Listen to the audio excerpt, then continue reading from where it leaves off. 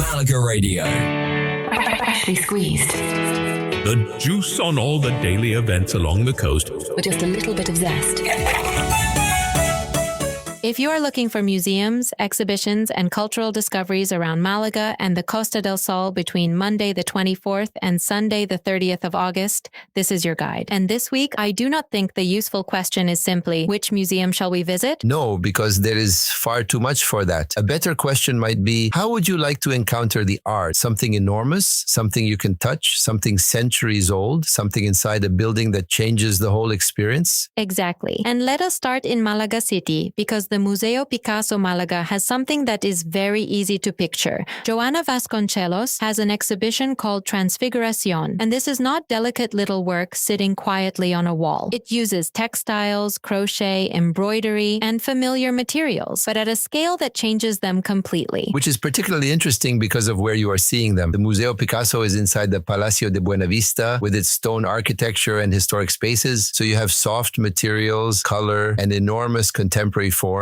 sitting against something much older and much more rigid. And I like that contrast. Things we normally associate with hands, homes, and craft suddenly become monumental. You may recognize the material before you understand the object. And that is a rather nice way into contemporary art if you are one of those people who sometimes walks into a gallery and thinks, I have no idea what I am supposed to be looking at. You do not need to know the theory first. Start with what has happened to the scale, the material, and the room around it. The exhibition continues beyond this week. So it is not a last chance visit, but it is one of the strongest cultural choices in Malaga at the moment. Now let us go east to Nerja, because here the way you encounter the exhibition changes again. At the Museo de Nerja, Formas and Diálogo presents the work of Maria Belén Morales. These are abstract sculptures and reliefs. But what caught my attention is not only the work itself, it is the way the exhibition has been designed. Accessibility is built into it. Some works are positioned lower for wheelchair users. Selected sculptures can be explored through touch, and the supporting information includes braille, easy-read material, and sign language content. That is unusual enough to stop and notice, because museums spend a lot of time telling us, do not touch. Here, for some visitors and selected works, touch becomes part of understanding the sculpture. You can imagine how different that is. The curve, the weight, the surface, suddenly your hands are part of seeing. And that makes this more than an exhibition recommendation. It is also an example of a museum thinking about how different people actually experience an object. The exhibition continues into September, so again, there is time. But if you are staying around Nerja or the eastern Costa del Sol, this is a genuinely distinctive cultural option. Our next stop is inland, Antequera. And this one takes us back several centuries. At the Museo de la Ciudad de Antequera, inside the Palacio de Nerja, there is an exhibition marking 400 years since the death of the painter Antonio Mohedano. And this one does have some urgency. The exhibition runs until the 31st of August, so this diary week is effectively its final full week. What I would not do is arrive expecting a modern gallery experience. This is historical painting, religious imagery, and archival material. And a lot of the visual interest is in the light. Mohedano worked at the point where Renaissance ideas were moving towards the drama of the Baroque. So faces, fabric, and figures begin to emerge from darkness in a much more theatrical way. And again, the building matters. You are seeing that work inside the 18th century Palacio de Nerja in Antequera. So the visit becomes partly about the paintings and partly about stepping into the historical layers around them. That is something I really enjoy about cultural visits here. Sometimes you go for the exhibition and then realize the room, courtyard, or building has quietly become part of the story. And Vélez-Málaga gives us another version of that this week. At the CAC, Francisco Hernandez, Antonio Maya's exhibition Vidas Figuradas continues. But Wednesday the 26th is especially worth knowing about. At 9 in the evening, the final Jazz and El Cac night of the summer takes place in the main courtyard. With the Diego Lara Quartet performing Pimpolo Batata, so you can have contemporary figurative art indoors, then live jazz outside in the courtyard. That is exactly the kind of cultural evening where the setting changes as the night goes on. And there is another closing week exhibition in Vélez-Málaga. Petrichor by Lara and Bisbee is at Sala de Exposiciones San Francisco and closes on Sunday the 30th. So Vélez-Málaga is one of the places where this week genuinely matters if you were already considering a cultural visit. Let us change pace now and give you some quicker choices. If you are staying in Malaga City and want large-scale international modern art, the Centre Pompidou Málaga has El Gesto y la Materia. This is the one for paint that really looks like it has moved. Gesture, texture, marks surfaces, works connected with major post-war abstraction. So rather than standing there asking, what is it a picture of? You are looking at what the artist physically did to the surface. At the Museo Carmen Thyssen Málaga, Archipelago takes another approach. It brings together modern artists through visual connections rather than simply marching you through a timeline. Which means you may find Picasso, Miro, Warhol, Tapis, and others talking to each other across the rooms in ways you would not necessarily expect. correct. And at the Colección del Museo Ruso, Mijaíl Glinka, El Viajero Romántico, is currently open. We will come back to that one before we finish. Outside Malaga City, Marbella has a very good example of the building and the artwork working together. At the Museo del Grabado Español Contemporáneo, there is 10 Recetas de Inmortalidad by Salvador Dalí, and the museum itself is inside Hospital Bazán, a 16th century Renaissance building.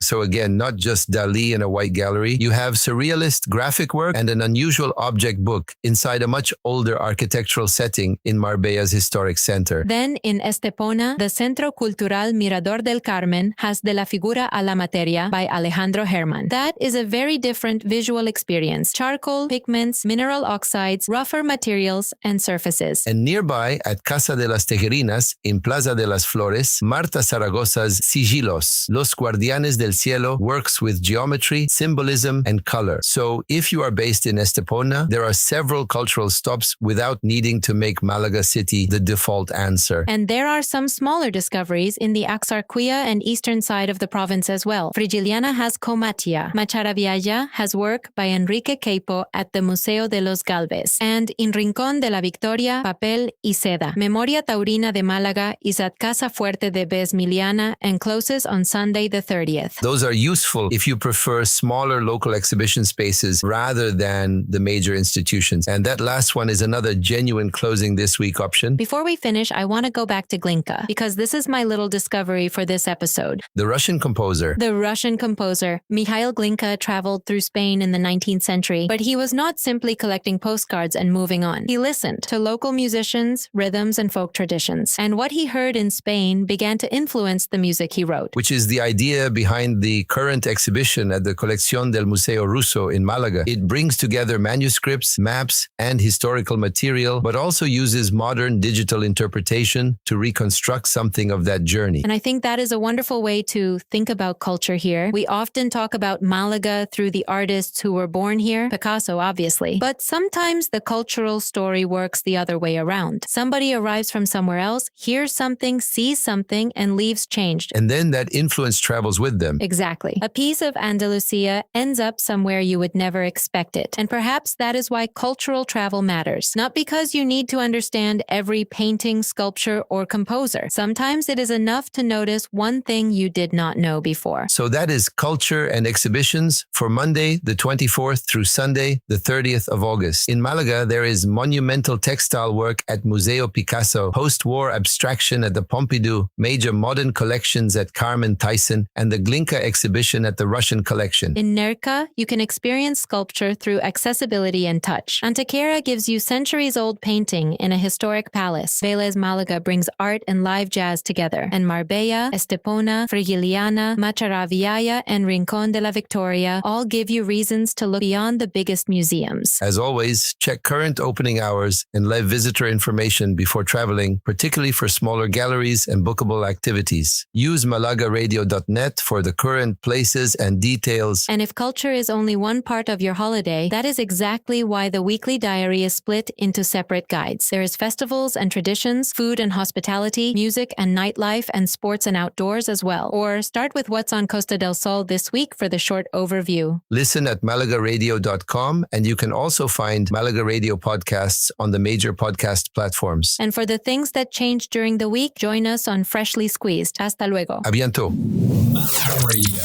Malaga Radio.